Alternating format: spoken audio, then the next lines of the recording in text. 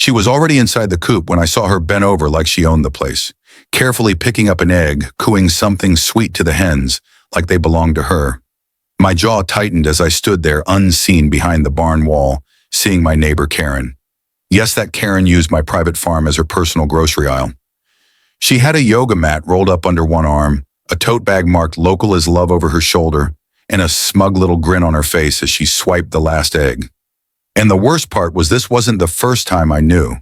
Now she'd been doing this for weeks, but she had no idea I was watching this time, or that I was done playing nice. Every morning on my farm started the same way. Coffee first always, then a slow walk to the coop greeting Diablo, my overprotective rooster, with a nod. He strutted like he owned the place, chest out, feathers gleaming, the sun glinting on his comb like a crown. The hens clucked and scratched happily. My dozen egg-laying girls were as reliable as dawn. So when I started finding only 10 or 11 eggs and not 12, I figured maybe 1 or 2 hens were taking a vacation. Hens can be temperamental like that. But by the end of the week, I was getting 9 eggs. Then 8 I watched what they ate, changed their feed. Gave them extra calcium to keep the shells strong. Nothing changed. I started observing them more closely to see if a snake had gotten brave or if Diablo was acting stressed. He wasn't. He was as cool and territorial as ever, still puffed up and mean-looking to anyone but me. So I cleaned out the coop just in case, trimmed the nesting straw, fortified the fence line. Still, the numbers didn't add up. It was one morning just before dawn that I saw the first real clue. A single footprint in the dew, not an animal print, not even a boot, a small red running shoe, all the way up by the coop door. I stooped down and followed it a few feet until it disappeared in the dry gravel path. But that wasn't all. By the fence post was a wadded-up protein, bar wrapper, organic vanilla almond, and expensive. My chickens didn't dine like that, neither did I. That day I kept my mouth shut, but I made 2 purchases. One was a new padlock for the coop gate. The second one was a trail camera, a good one. Night vision motion sensor, solar battery. It took me an hour to get it installed, right where no one would notice, angled low, pointed at the path and the nest box. I waited 2 days, then 3. Nothing new happened. Then on the 4th morning, the camera sent me a ping. I opened the live view and my heart skipped a beat. Karen, my neighbor Karen. Blonde hair pulled back in a bun, matching tracksuit and yoga mat under one arm. She walked in through the unlocked side gate. Unlocked because I had left it that way on purpose. She walked by my tomato plants, stepped around Diablo, who was locked in for his own safety, and ducked into the coop as though she was doing me a favor. She crouched, opened the nest box, smiled, and picked up 4 eggs, for I watched her brush the feathers back gently, then whispered something like, "Thanks, girls," before tucking the eggs into a reusable egg carton. Then, like it was all perfectly normal, she waved at the hens and walked right back out. She even looked toward the camera. Not that she was aware that it was there, but she waved as if proud. I stared at the footage for a good minute. My blood boiled. I was not just getting robbed, I was being mocked. Karen had been the HOA's golden child since forever. She threw the block parties, ran the community Facebook page, and even once called a vote to outlaw wind chimes because the noise gave her dog anxiety. She yelled at me at the mailbox one time for having a scarecrow that was too realistic and scaring little kids, I told her. It wasn't a scarecrow. It was my cousin sleeping in a lawn chair. She didn't laugh. However, I did try to live in peace. I kept to myself, stayed within HOA boundaries when I had to, and let drama roll off my back. But this was trespassing, theft, entitlement on a whole different level, and I had her red-handed. That afternoon, I walked over with the printed screenshots from the video, not all of them, just one, her inside my coop clearly taking an egg. I rang the bell and waited. She answered with a smoothie in one hand and a surprised look on her face. I didn't say a word, just handed her the photo. She looked at it, blinked, then smiled. "Oh, come on, Joe, you've got so many. What's a few eggs? I thought we were neighbors." I asked her if she thought that made it okay. She shrugged and said they were on community property anyway. She said she thought I was sharing with the neighborhood, and then she laughed. I walked away without another word, but I already knew what I'd do next. I wasn't going to yell or call the cop. I wasn't going to threaten legal action. No, I had a rooster and a plan. In a whole lot of mornings ahead, Karen had made one mistake too many. Now it was time to let her find out what happens when you play with the nest. The next HOA meeting was held in the community center, a room that smelled of burnt coffee and laminate floors. I sat in the back with my arms crossed, waiting for Karen to make her usual dramatic entrance. She didn't disappoint. She swept in with her iPad in one hand and a big reusable cup in the other, with a shirt that read, "Excellent vibes only." I nearly spat out my coffee. She smiled at the board members like she owned the place and sat down at the head of the community roundtable like nothing had happened just days before I had no intent of making a public scene. That wasn't my style, but neither was I going to let her think she could keep coming onto my land and taking from me. When the board opened the floor to community concerns, I stood up calmly and said I had something to report. Karen blinked but didn't flinch. I reported in a steady voice that there had been a trespasser on my property and theft from my chicken coop. I said I had visual evidence. I kept it neutral. No names, no finger pointing. Then one of the newer board members, a woman named Tasha, asked the obvious question. "Do you know who it is?" I paused and looked straight at Karen. She gave me a tight-lipped smile, one of those "I dare you" looks that only made my jaw clench tighter. I said, "Yes, I do." I then provided a copy of the video to the board, leaving out the more dramatic parts and simply showing the best shot of her holding eggs in my coop. The room was silent. Karen leaned forward and said, "Well, that could be anyone. It's not even timestamped. This is an invasion of privacy, frankly." She nervously laughed and went on. "Besides, those chickens are basically on HOA property. They're right up against the border. It's community property." I had come prepared. I pulled out the printed county map and zoning lines complete with GPS coordinate. My coop was 10 feet inside my own land. Private, not community, not shared, not public. My land, my birds, my eggs. Karen's face scrunched up like a drawstring purse. She turned to the board and started spinning a yarn about how she thought the eggs were going to waste. How she only received them a few times. How she had once heard me say I had too many. The lies piled up like bad compost, steaming and rotten. The board started to look more and more uncomfortable. Then in a twist I never saw coming, Karen flipped the script. She told me my rooster had attacked her, that Diablo had chased her and pecked at her ankles. She said he was dangerous, a noise nuisance, and that several neighbors had complained about the early crowing. Her voice rose in pitch with each sentence.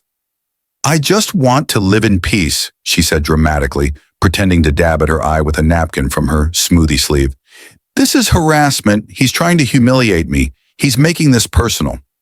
The board agreed to table the issue until more investigation could be done, but not before Karen filed a formal HOA complaint against me, citing excessive animal noise, unsafe fencing, and yes, hostile chicken behavior. I left that meeting with a copy of the complaint in one hand and a pounding headache in the other. She wasn't about to give it a rest, not until she got her way, and what she wanted, evidently, was to go on stealing from me with impunity. The next few days I kept my routines normal, but stayed on my toes. I knew she wouldn't lie low.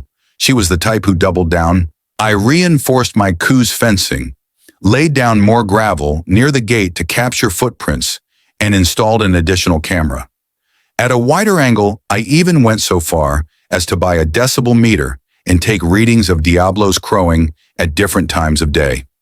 As predicted, he never so much as exceeded the acceptable level I graphed that data to, along with the timestamps and background traffic noises from the area around her. If she wanted to not play legal games, I was more than ready. Sure enough, 2 mornings later, I caught her again. This time she came earlier, still in gym clothes, still casual, still with her tote, but she must have thought she'd be sneaky because she brought her little white dog with her and walked it slowly by my fence like it was just another morning walk. Then when she thought no one was watching, she went out the side gate, unlocked the coop, and got inside. The dog stayed outside, sniffing the grass. I watched it all from the barn window, phone in hand, live stream recording. Diablo wasn't outside that morning. I'd kept him inside for safety. But when I saw Karen pick up a fairly large brown egg and grin like she'd won a lottery, something within me snapped. This wasn't regarding eggs anymore. This was regarding disrespect, regarding ownership, regarding principle. Later that afternoon, I took all my footage in evidence to the HOA board president, privately a man named Walter, who had been on the board for over a decade and owned the largest house on the block. He had a reputation for fairness, if not exactly friendliness. I showed him the map, the videos, the time logs, the audio readings. He said nothing, flipping through it all. Then he sighed and said, "I don't know what Karen's thinking, but this has gone too far." He said he would bring it up with the board again. Off the record, he told me that several members were tiring of Karen's antics. She'd filed dozens of complaints over the years, most of them minor wind chimes, porch paint colors, even once about a neighbor's sunflower being too tall. I told him I wasn't looking for punishment. I just wanted her to quit trespassing and leave my animals alone. Walter nodded and said, "Leave it with me." I headed back home under the sunset, the orange sky glowing across the field. Diablo greeted me with a single loud, sharp crow as I opened the coop. He waddled on over to the nest box, puffed out his feathers, and gave me a look that let me know he knew something was imminent. I scratched the back of his head and whispered, "Not yet, buddy."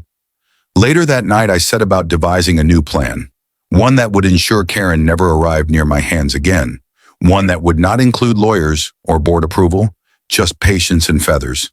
Many feathers. The sun rose pale and subdued the next morning, but something was wrong before I even went outside. Diablo did not greet the dawn with his usual crowing. First, I figured he was just sleeping in, but when I arrived at the coop, I saw the gate swinging half open, the padlock hanging useless from one loop. My heart sank. I ran the rest of the way and pulled the gate open. The hens were disturbed, pacing to and fro and clucking nervously. Diablo was inside feathers, ruffled, pacing like a general on red alert. But one nest box was torn open. Straw all over the floor, and worst of all, one of the hens was missing. I didn't even pause. I checked the perimeter and saw what I had suspected. The fencing had been clipped with a tidy snip, the metal ends still curled back. Someone had broken in, not just walked through an open gate or walked off a trail. No, someone had gotten in with cutters. I'd taken a hen. I'd walked the yard along the flattened grass and faint scuff marks until they turned off in the direction of the side path that ran between our properties. The trail died beside Karen's flower beds. There were no feathers, no blood, no signs of struggle, just empty space and silence.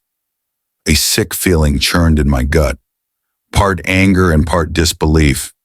The egg theft was one thing, but this was an escalation. I called the sheriff. I didn't outright accuse Karen, but I reported a break-in and theft of livestock. The deputy that came out took notes, took pictures of the cut fence in the coop, and nodded politely. He said they'd look into it, but without a witness or good footage, not much could be done. I understood, but that didn't mean I was letting it go. That night I couldn't sleep. I kept thinking about that poor hen, wondering if she was okay, wondering if she was sitting in someone's backyard with no idea why she'd been taken. My chickens weren't just animals to me. They were part of the routine that kept my life balanced. I didn't raise them for profit or food. I raised them because it gave me peace, and someone had stolen a piece of that peace. The next day I upgraded the security. I installed a second motion activated camera with a direct line of sight to the gate. I installed floodlights and alarm sensors. I replaced the old padlock with a reinforced one and buried chicken wire along the bottom edge of the fence to prevent it from being lifted. It wasn't Fort Knox, but it was more than what I had. Diablo watched all of it with interest, clucking softly as if he was approving of my work. That evening I double-checked everything and left a little digital recorder in the coop just in case. Sure enough, 3 nights later it happened again. This time the gate wasn't cut. It was opened with a key or pick. The lock wasn't touched, but the door had been opened. And again the straw in the boxes was disturbed. I lost 3 eggs that night.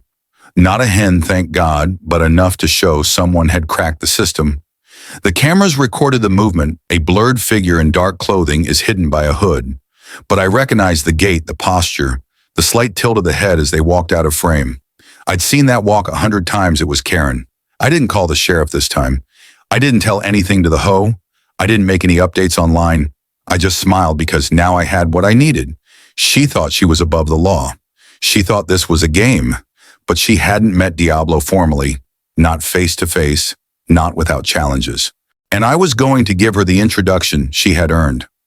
For the next few days, I trained Diablo on a reward system. Every time he went into the small enclosed section behind the nest box door, on command, I rewarded him with a piece of or an apple slice. He learned in no time. I also installed a flap door that I alone could open from the outside with a latch. Diablo taught himself to hide in there, waiting, watching. He was a smart bird, fast to learn, and even faster to respond when he sensed something wasn't quite right. I christened the new setup the Welcome Committee. Meanwhile, Karen didn't relent, and she became more confident. No longer did she skulk around the back, but began to walk along my fence on her daily walks, nodding toward my property as if we were old friends. One morning, she even went so far as to call over the fence that I should consider pruning the trees along the property line. I didn't say anything, just nodded, smiled, and continued to hammer the final latch onto the side panel. The trap was ready by the weekend. I baited the nest box with some more eggs, cleaned everything up to look normal, and left the gate slightly open, just like it was before. Then I sat on the porch, coffee in hand, pretending to read the newspaper. Diablo was already in place, silent and motionless, waiting in the shadowed enclosure behind the nest. It didn't take long. Around 6 a.m., the motion alert on my phone pinged. I kept my head down. The camera feed showed her walk through the side path, bag in hand, moving confidently toward the coop. She opened the gate, slowly paused, then stepped inside. She reached into the nest box, grinning like a thief who thought she'd won. That was the moment I hit the latch release. The flaps opened and Diablo burst out with a scream that sounded like a battle trumpet. Karen shrieked, stumbled backwards, and spilled the eggs all over the floor. Diablo swooped at her with wings spread and claws glinting, not hurting her, but certainly making it plain she was not welcome. She scrambled out of the coop, fell over the door, and landed in the dirt with feathers in her hair and yolk on her sweater. I stood up and took a single step out onto the porch. Karen looked up at me, face red, breathing, hard eyes wide with fury and panic. I held up my coffee and a slow toast and said nothing. She stood up, brushed herself off, and stormed off, shouting something regarding animal control and legal actions. Diablo stalked out behind her chest, puffed triumphant. That evening, I dubbed the recording to a private drive, marked it plainly, and left a backup on a hard drive. Not for revenge, not yet, just insurance. Karen had stepped over the line, and now she knew she could not do it again with impunity. She thought she was intelligent, outside of the rules untouchable, but now she'd met her match in a 6 PB bird with attitude and abilities. I knew she wouldn't go down without a fight, but I also knew this time she'd be the one who'd be wondering what would happen next, and I wasn't going to make it easy. Karen showed up the next morning with a limp in her gait and a firestorm in her eyes. She didn't even knock. She marched right into my yard and stood at the edge of the fence, screaming my name like I was some runaway dog. I was standing near the barn arms, crossed, watching her have her tantrum. Diablo stood behind me like a small winged bouncer, puffed up and set for round 2. She waved one trembling finger in my face and screamed that she was phoning animal control, the sheriff, her lawyer, and maybe the mayor. Her voice cracked in the middle of the sentence, but she kept on accusing me of training a mean animal to attack her, saying she had bruises and scratches and trauma. I didn't say a thing, I just let her go on. Let her voice echo across the quiet yard until the only noise left was the call of a crow on the fence post. She stormed off, still yelling threats and promises of lawsuit. I waited till she disappeared through her front door, then went over and gave Diablo a piece of apple. He ate it with all the dignity of a general who'd won the war without firing a shot. I knew this wasn't over. Not yet. Karen wasn't the type to back off after one failed attempt. She was going to retaliate, and I had to be ready. That evening, I received a knock on my door. It wasn't the sheriff or animal control. It was a kid with a manila envelope and a clipboard. He said he was delivering an official HOA incident notice. I took it, signed the slip, and closed the door.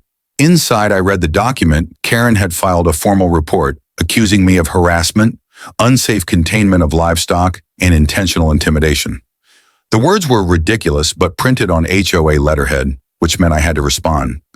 The next morning, I dressed in, wore fresh jeans and a polo shirt, and went straight to the HOA office. The board was conducting their weekly review meeting, and I asked for 5 minutes of their time. Walter, the board president, motioned for me to come in. Karen was already there, arms folded, playing the part of an injured queen. I showed them the footage, not the video of her being pursued. That one I kept to myself. This was old footage. The breaking and entering, the trespassing, the clear shots of her in my coupe multiple times. No sound, just the truth. The room was silent. One of the younger board members leaned forward and whispered something in Walter's ear. He nodded slowly, then looked up at Karen. She tried to speak, but he cut her off. He said the board would need to sit down and read through it all, and that in the meantime, all of the official complaints would have to be put on hold. Karen looked like she had just sucked on a lemon. I nodded and walked away without saying a word. 2 days later, I got a letter in my mailbox from the county sheriff's department. Karen had filed a complaint there too, this time saying that I had used a trained animal to attack her. I called the sheriff right away. It didn't hurt that he knew me. We'd been in the same military unit years earlier. I explained the situation to him. He asked me if I had video. I said yes. He asked me if she'd been trespassing. I said absolutely. He laughed, said he'd go talk to her and told me not to worry. By the end of the week, Karen's drama storm had slowed to a light drizzle. Animal control dropped by, took one quick glance at Diablo and left laughing. They told me he was one of the healthiest and best-kept birds they'd seen all month. One of the officers even inquired about an egg subscription. I gave him a dozen free and sent him on his way with a wave. The real weekend shift arrived. The Facebook neighborhood group, usually a wasteland of bake sale notices and lawn care disputes, erupted with comment. Someone had anonymously posted a meme of Karen holding an egg with the caption, "The Yolk Bandit strikes again." Then another post showed her fleeing from the coop with feathers in her hair and Diablo in flight behind her. The caption was, "Warning contents of nest box may attack." It was over the top. It was dramatic. It was absolutely hilarious. I didn't post it. I didn't have to. The neighborhood had seen enough of Karen's antics. Now they were turning the spotlight on her. Karen tried to defend herself in the comments, but it only made things worse. Every response she posted got buried in laughing emojis and sarcastic replies. One neighbor posted a mock flyer for Diablo as head of security. One offered to make a little sheriff's badge for him. Within hours, the post had accumulated hundreds of likes and shares. Karen took down her Facebook page the next morning, but she wasn't through. Not yet. Next time she came near my property, she did it in full view of 2 witnesses and carrying a clipboard. She said she was there to inspect my fencing and report possible zoning infractions. I asked if she had approval from the board. She did not answer. I asked once more. Still no answer, so I pulled out my phone and started recording. I turned it on her. She turned around and walked away without a word. Later that day, I emailed the HLA board and attached the video. Walter replied within an hour. He said the board would vote to suspend Karen's privileges, pending further consideration. That translated into no inspections, no authority, no special board powers. Karen, once queen of the neighborhood, had been brought down to just another homeowner. That evening, I sat on my porch watching the sun set as Diablo munched on a heap of corn by the fence. The yard was peaceful once more. The hens were laying stress-free. And for the first time in weeks, I didn't need to glance over my shoulder. But even when things cooled down, I knew Karen wasn't done for good. Individuals like her never quit entirely. They simply wait patiently until the next opportunity. The distinction now was the neighborhood was on my side. And besides that, Diablo had become more than a rooster. He was a symbol, a guardian, a tiny feathered guardian of everything I worked so hard to build. So I put a final touch on the coop. A small wooden sign, homemade painted, nailed up next to the nest box. It read, "Warning guard rooster on duty." Beside it, I posted a picture of Diablo mid-strut one wing, raised like he was going to slap a thief. Anyone coming by could see it from the road, a silent reminder to Karen and anyone else who thought they could take what wasn't theirs. The battle had shifted, and now the whole town knew it was quiet. For a few days after the sign went up, Karen didn't come near my fence, and for the first time in weeks, my egg count returned to normal. Diablo strutted around like a tiny king with calm, well-fed hens on either side, and I was able to breathe a bit easier each morning. The video from the HOA cameras continued to be uneventful. The hens were laying eggs in peace. I figured perhaps Karen had received the message that the embarrassment had been enough. But just when the dust seemed to settle, I received a call from the sheriff. He informed me Karen had filed a civil complaint and was attempting to sue me for emotional distress, claiming the Rooster had traumatized her and that I'd set up the entire event to humiliate her in public. The accusations sounded ridiculous, even as he read them, but the papers were real, stamped and filed. I thanked him for the heads up, hung up the phone and just gazed out the window for a moment. The irony was almost funny. Karen had broken into my property, stolen my eggs for months, lied to the HOA, and now was trying to take me through the court system because she got a little scare from a protective rooster. It would have been funny if it weren't so exhausting, but if she wanted a court fight, then that's what she'd get. I gathered everything. Every photo of film, every printed copy of my land boundaries, every complaint she had ever made, every letter from the HOA board that corroborated my tale. I even printed out screenshots of the viral Facebook posts and comments calling me out for not having been the one to have posted them. I handed the folder over to my lawyer, a no-nonsense woman named Dana, who specialized in agricultural law. She flipped through it once and assured me Karen didn't have a leg to stand on. Even so, she warned me to be ready for theatrics in the courtroom. People like Karen didn't sneak in unnoticed. They needed a spectacle. The court date came 2 weeks later, a small claims courtroom subdued and stifling, with flickering overhead lights and a judge who looked as though he'd heard it twice. Karen appeared in a neck brace. I blinked. It was new. She hadn't worn anything like that to the last HOA meeting. Her lawyer, a young man who seemed like she was barely out of law school, had a big stack of papers and was anxiously reviewing Karen. She whispered something to him and gave me a cold, smug look across the room. When it was my turn to speak, Dana laid everything out methodically. The boundary maps, the security video, the timestamps, the HOA complaints that she'd filed. Then the sheriff's report, which confirmed no injuries had been reported on the morning of the so-called Rooster attack. And finally, the motion-activated video of Karen on my property, opening my coop, stealing my eggs, and being scared off by Diablo, who never made contact with her.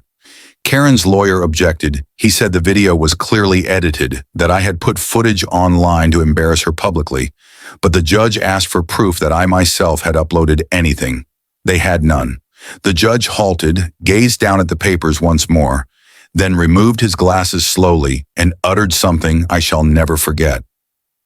What I see here is a pattern of trespassing followed by an accident that was completely preventable involving a rooster protecting its territory. I see no intent to harm. Case dismissed. Karen gasped.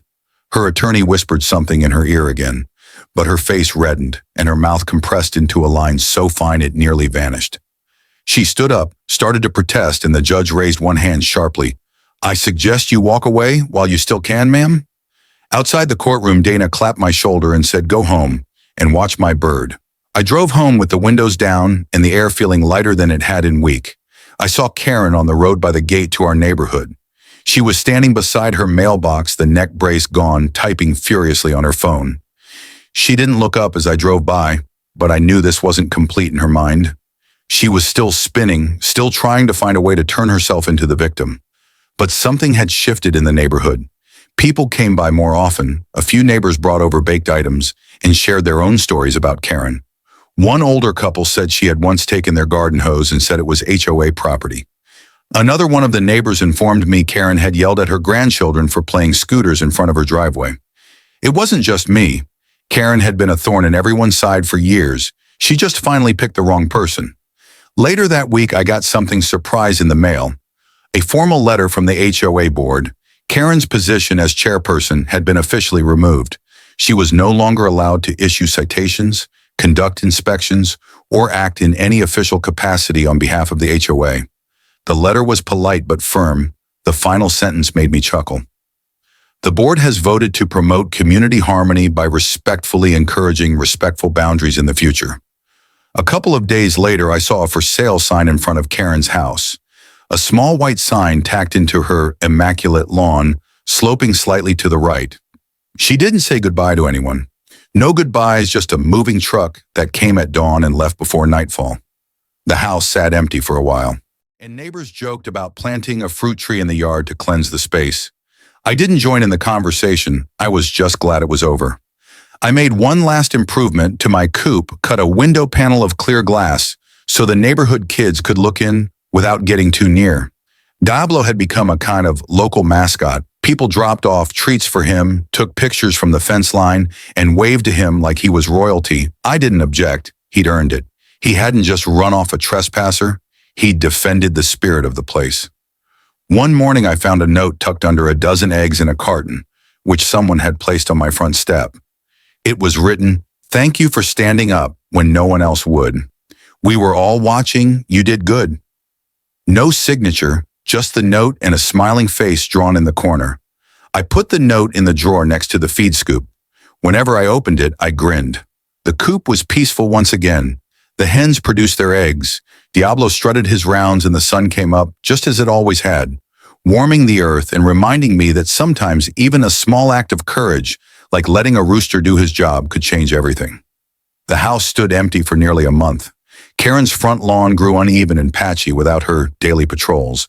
The once perfectly manicured hedges started to lose their shape. Some flyers hung against her porch, soggy and neglected in the rain. The neighborhood was different without her presence, lighter in a way. People waved more often. Kids biked freely once again. Even the neighborhood Facebook page transformed from constant complaints to block party announcements, bake sales, and lost kittens. It was as though a weight had been lifted off the whole street. But although Karen was gone, the story she left behind didn't just disappear. It became legend. It started with the kids. Whenever they passed my fence, they'd slow down, peek through the slats, and ask if Diablo was out. I didn't mind. I liked their laughter and the curiosity in their voices. I built a low bench along the fence line and put up a small laminated page with each hen's name and a picture of Diablo stretching out his wings in mid-strut. I called it the Meet the Flock station. Soon it was a neighborhood stop. Parents brought their toddlers. Couples strolling by waved and called out news about their favorite hen. A small chalkboard next to the bench let people leave note. Most were cute drawing or messages to the chickens. Diablo Rules was written more than once. I never sought attention, but the story had spread well beyond the neighborhood. A local reporter asked to do a short feature. I agreed under the condition that the spotlight stay on the chickens and not the drama. The story appeared under the headline, "Local Rooster Defends His Flock and Becomes Town Hero." There was a full-page photo of Diablo standing like a feathered bodyguard. The story went small-town viral, got picked up by a number of animal blogs and farm group. A guy from 3 towns away came by just to see the coop personally. He left a note of thanks and a $10 bill and an empty dozen egg carton as a present. I did not take the money but framed the card. One Saturday, I held a little open gate get-together. Nothing fancy, just lemonade, fresh eggs for sale, and an open look at the coop for any who were interested. I expected maybe 10 people. Over 50 showed up. They brought their kids, their questions, their laughter. Diablo was used to the attention, by now posed like a celebrity, and even let a few brave souls hold him for a second. A woman pulled out a tiny straw hat and gently placed it on his head. He tolerated it for exactly 5 seconds before flapping it off and giving her an offended cluck. Everybody laughed. That moment ended up on someone's phone and then social media. And the next day, the photo had thousands of shares with the caption, "Rooster says no to fashion." The HOA, perhaps trying to save face, sent me a nice letter, thanking me for spreading goodwill and improving community morale. They even invited me to a seat on the board. I declined. I said I preferred my chickens to politics. However, I liked the gesture. It was an indication they were trying, or at least trying, not to be left behind in the wake of Karen's death. Walter, the board president, stopped by one evening just as the sun dipped low across the field. He leaned on the fence and watched Diablo for a few quiet moments. Then he said, "You did the neighborhood a favor, whether you meant to or not." I explained I hadn't done anything but stand up for my birds. He nodded, said, "Sometimes that's all it takes." We talked a bit more about weather and fencing and how strange it was not to have Karen skulking behind every decision. Before he left, he handed me a small metal sign, custom made. It read, "Honorary HOA Security Rooster." I laughed and told him I would place it where Diablo could see it. The hens kept laying. The garden thrived. I introduced a few new chicks into the flock. And Diablo watched over them like a proud uncle. Life returned to its rhythm. Peaceful, predictable, but not without its surprises. One morning I discovered an envelope tucked under a rock near the Moran coop. Inside was a small handwritten note. It read, "I know I was wrong. I lost more than I meant to. Take care of your birds. They were never mine to take." No name, no signature, but I knew who it was from. The handwriting was too familiar, the tone too raw to be anyone else. I stood there a long time holding that note, reading it 2 times, 3 times. Then I folded it up and placed it in the same drawer where I had put the other thank you card. Not because I forgave her entirely, but because it felt like closure. Not all battles need to end in more fire, some just need quiet and room. Diablo crowed straight up Q as if to mark the moment I scratched his head, scattered some feet on the ground, and headed back toward the porch. The wind was mild, the sky large and blue, and for once there was no tension in the air. Just feathers, dust, and the quiet ease of a life lived with honesty. I didn't know what would occur next. Maybe a new person would move into Karen's house. Maybe the next person would have his or her own set of drama. Or maybe we'd finally have a long stretch of normal. Whatever was to happen, I did know one thing for certain. The coop would stay. Diablo would stand guard, and I'd be here just the same, holding down this small patch of dirt, and the animals that depended on me to keep them safe. And if anyone ever got any bright ideas again, they'd be met, not with a threat, not with a shout, but with one very obstinate rooster standing guard by the nest box. The new family moved in during the middle of a sweltering Saturday afternoon. A U-Haul backed into the driveway of Karen's old house, and for the first time in months, the porch light flickered on with life. A young couple, maybe in their early 30s, came out carrying boxes labeled books, kitchen, and nursery. Their little girl ran barefoot through the lawn, laughing and spinning in circles. I sat on the porch drinking coffee. Diablo sat silently on the railing beside me. He tipped his head, studying the commotion, as though he were deciding whether to grant them his seal of approval. I said to him, "Give them a break, pal. Not everyone needs a warning sign to stay decent." Later that afternoon, the guy stopped by with a smile and a 6-pack of lemonade, said his name was Kyle, and introduced his wife Emily and their daughter June. He apologized for the ruckus and said he hoped the moving truck hadn't disturbed the flock. I laughed and said they'd heard worse. He said they'd heard about the rooster before they moved in. Something about a viral Facebook video and a heroic bird defending his hens. Emily waved from the porch and asked if it was true. Diablo stretched his neck and let out a single proud crow. That was their question. Kyle and I visited a bit more, just about the land, the neighborhood eccentricities and the merits of good fences. He wondered if he could drop over sometime with June to get the hens up close. I said, of course, as long as she wasn't afraid of feathers. He smiled and said she'd probably try to hug Diablo if I let her. I told him that could go badly unless she had a snack to bring first. We laughed, and for the first time in a long time, I felt like a real neighbor again. In the ensuing few weeks, peace fell into the neighborhood like soft rain on dry earth. No complaints, no sudden inspections, no spooky footprints in the dew. The grass along the edges of my coop grew tall and green.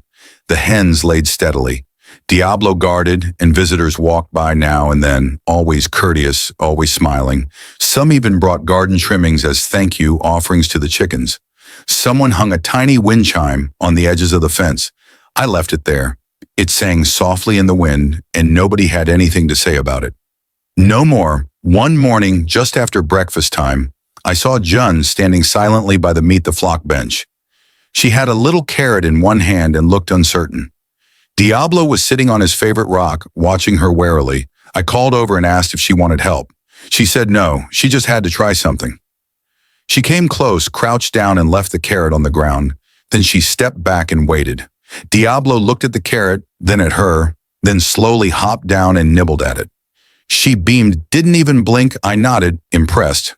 Not many people could win Diablo's trust that easily. After that, she came by every few mornings with a little snack and a drawing for the chickens. I pinned some of the drawings up inside the coop. Where the hens could view them, one was of Diablo with a superhero cape. Another was of eggs with smiley faces and crowns.